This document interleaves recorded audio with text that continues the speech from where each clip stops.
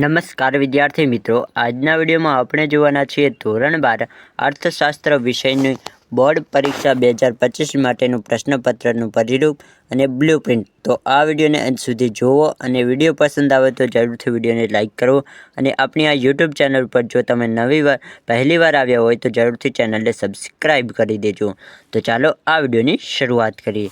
તો તમે વિદ્યાર્થી મિત્રો જોઈ શકો છો કે ધોરણ 12 અર્થશાસ્ત્રનું વાર્ષિક પરીક્ષાનું પ્રશ્નપત્રનું પરિરૂપ છે.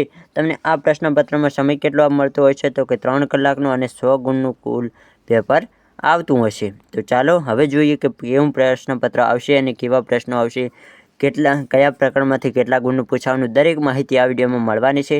તો વિડીયોને અંત સુધી જરૂરથી જુઓ.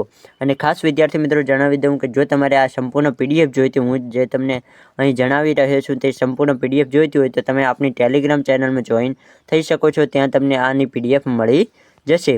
અને જો તમે ધોરણ 12ની તૈયારી સારી રીતે કરવા માંગતા હોય અને તમારી પાસે નવનીત ના હોય તો તમે ફ્રીમાં નવનીત ડાઉનલોડ કરી શકો છો. ડિસ્ક્રિપ્શનમાં મેં એક લિંક આપેલી હશે જેમાં નવનીત ફ્રી લખેલું હશે. તેના ઉપર તમે ક્લિક કરીને ધોરણ 12ના દરેક વિષયની નવનીત ફ્રીમાં ડાઉનલોડ કરી શકશો. આગળ વાત કરીએ તો કે હેતુલક્ષી પ્રશ્નો કેટલા હશે તો કે 20 પ્રશ્નો હેતુલક્ષીના હશે જેના તમને 20 ગુણ આપવામાં આવશે. અતિ ટૂંક જવાબી પ્રશ્નો 10 હશે જેના 10 ગુણ. ટૂંક જવાબી પ્રશ્નો 12 હશે જેના 24 ગુણ. ટૂંક જવાબી પ્રશ્નો બીજા 7 હશે જેના 21 ગુણ આપવામાં આવશે. લાંબા પ્રશ્નો 5 હશે જેના તમને 25 ગુણ આપવામાં આવશે. આમ ટોટલ તમારું 54 પ્રશ્નો તમારા પ્રશ્નપત્રમાં હશે અને તમને તેના 100 ગુણ આપવામાં આવશે. આમ તો પ્રશ્નપત્રમાં તમારે કેટલા પ્રશ્નો હશે તો કે 63 પ્રશ્નો હશે, પરંતુ તમારે લખવાના કેટલા તો કે 54 પ્રશ્નો તમારે લખવાના હશે અને એ 54 પ્રશ્નોના તમને 100 ગુણમાંથી જે પણ તમે જેટલા લખ્યું હશે એ પ્રમાણે તમને ગુણ આપવામાં આવશે. હવે જોઈએ કયા પ્રકરણમાંથી કેટલા ગુણનું પૂછવાનું તો કે અર્થશાસ્ત્રમાં આલેખ એમાંથી કેટલા પૂછવાનું તો કે જનરલ વિકલ્પના 8 ગુણનું અને જનરલ વિકલ્પ સાથે 10 ગુણનું. વૃદ્ધિ અને વિકાસના નિર્દેશકો 10 ગુણનું અને જનરલ વિકલ્પ સાથે 13 ગુણનું. નાણું અને ફુગાવો એમાંથી 8 ગુણનું પૂછાશે અને જનરલ વિકલ્પ સાથે તો 10 ગુણનું. બેન્કિંગ અને નાણાકીય નીતિ એમાંથી 8 ગુણનું, જનરલ વિકલ્પ સાથે 8 ગુણનું. ગરીબી 10 ગુણનું પૂછાશે, જનરલ વિકલ્પ સાથે 13 ગુણનું પૂછાશે. બેરોજગારી તો કે 10 ગુણનું પૂછાશે, જનરલ વિકલ્પ સાથે 12 ગુણનું પૂછાશે.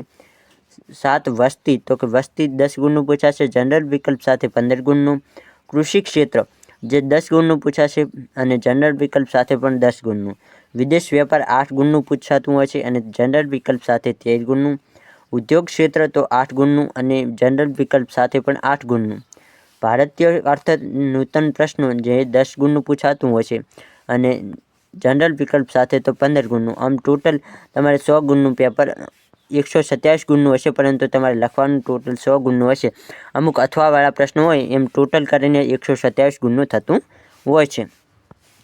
હવે જોઈએ પ્રશ્નપત્રનું માળખું. તો 100 ગુણનું પેપર હોય છે તેમાં 20 ગુણ શેના મળે તો કે વિભાગ એના.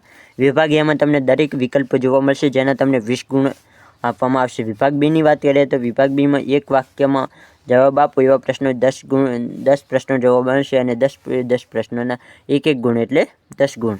વિભાગ સીની વાત કરીએ તો 31 થી 46 પ્રશ્નો વિભાગ સીમાં તમને જોવા મળશે જેમાં દરેક પ્રશ્નના 2 ગુણ આપવામાં આવે. કોઈ પણ તમારે 12 પ્રશ્નોના જવાબ તમારે લખવાના રહેશે જેના તમને કેટલા ગુણ આપવામાં આવશે તો કે 24 ગુણ આપવામાં આવશે. વિભાગ ડીની વાત કરીએ તો વિભાગ ડીમાં કોઈ પણ તમારે 7 પ્રશ્નો લખવાના હશે અને દરેક પ્રશ્નના ગુણ કેટલા આપવામાં આવશે તો કે દરેક પ્રશ્નના 3 ગુણ. આમ 7 તરી 21 તો કે 21 ગુણ તમને ટોટલ આપવામાં આવશે.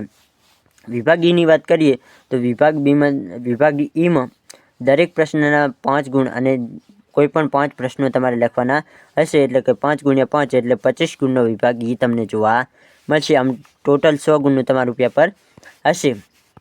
તો અહીં છે આ નમૂનાનું પ્રશ્નપત્ર.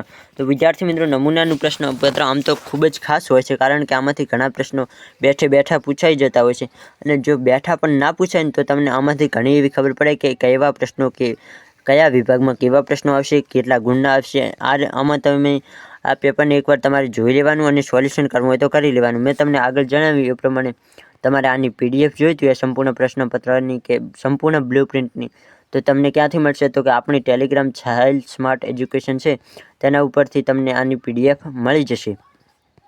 તો અહીં તમારી આ સંપૂર્ણ બ્લુપ્રિન્ટ પૂર્ણ થાય છે.